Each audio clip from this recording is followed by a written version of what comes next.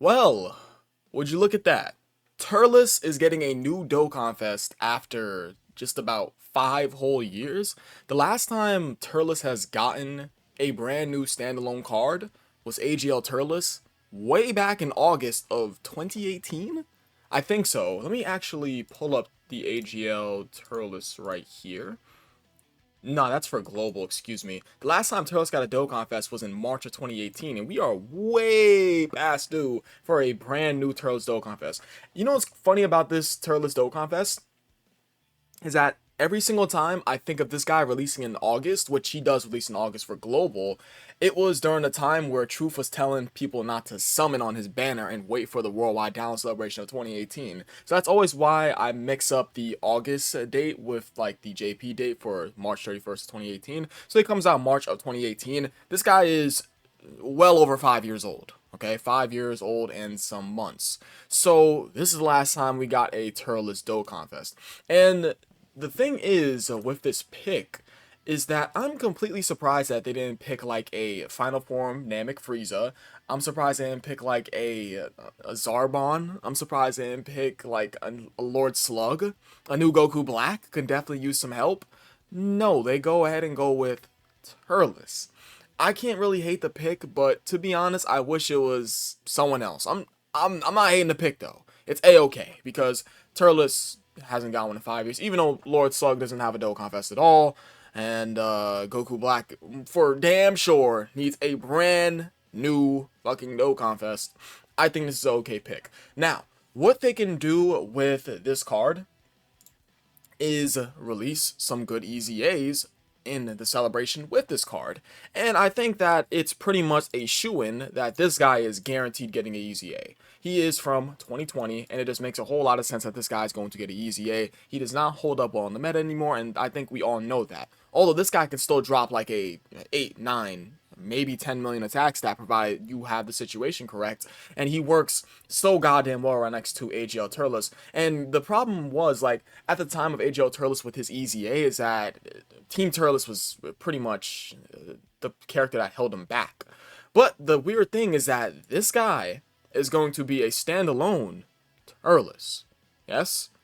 And provided they EZA this guy within the same celebration, let's say you don't pull the new Turles, right? And you go ahead and you still have AGL Turles. I think that they're going to do some nasty stuff with this guy's EZA, provided they do EZA this guy. Now, what can they do inside this celebration along with his EZA, right? I'm trying to say, is they can do some sub EZAs. They can go ahead and do it just like they did Saiyan Day, where they did all these goddamn EZAs for these God Goku units, the Beerus units, and so on and so forth, well, as well as the Whis units. And they can EZA the Tech Turles, they can EZA the Int Turles, and they can EZA the Giant Ape Turles. That's 3 sub EZAs. As well as, hold on, I completely forgot to bring them up, so guys, give me a smooth second. He's over here in Super Physical. Where is this guy? Him. They can also EZA this guy. I mean, we wouldn't know what the hell exactly he would do because he's just a nuker, but the thing is that they can definitely EZA this guy, and that is specifically the point. As well as these guys. What will they do for these guys as an EZA? Let me just move that. So yeah, they EZA you, as well as the Giant Ape Turles. And also, I will argue that every single one of these Turleses that came out at their specific time were useful in one way or another. Like, this guy was easily one of the best, or if not the best support type unit during his premier awakening. Oh yeah, for sure. There's a whole video of me talking about Turles. Turles was the man back when he first got his awakening, because his 3 key and 20% attack to all allies was it was just like beautiful. It's magnifico. What's another thing? This Tech Turles, of course, he comes out. I mean, Battle Road isn't out at the time, is it?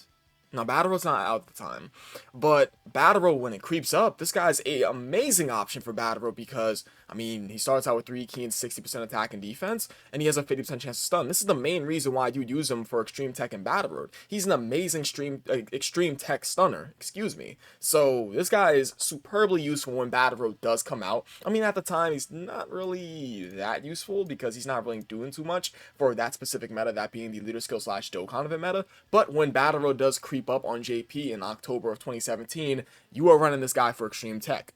Now, up next would have to be the Giant 8 Turles. Giant 8 Turles, same thing. He's good for battle row because he has a 30% chance to stun, and that's specifically about it.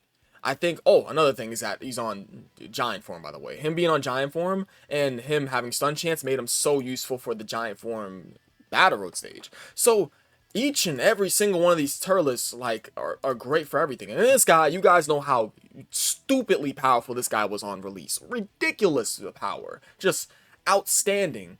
Because at the time of this guy's release, it was Extreme Super Battle Road that was the hardest content in the game. And this guy took Extreme Super Battle Road and fucking folded it. Okay? So every single one of these Turles had a good usage. They were good at the time of their release. I mean, Tech Turles, you can talk me out of the Tech Turles because Tech Turles, you gotta wait till Battle Road to come out. But still, all these Turles had like they had a use. For sure, they all had a use. Now, I want to talk about Team Turles, provided they do get their EZA. I'm pretty sure they're getting a fucking EZA at the celebration. Come on now. Don't do that, Dokkan. Don't be weird and not give them an EZA. This has to be a guaranteed EZA. Now, what they can do to this guy, I mean, who cares about the leader skill? I mean, whatever. I mean, they can give him 30% attack and defense on both his 12 and 18 key super attack. It's pretty easy. I feel like they're going to up his stun chance to a 50% chance to stun on his 12 key, and then maybe a 70% chance to stun on his 18 key.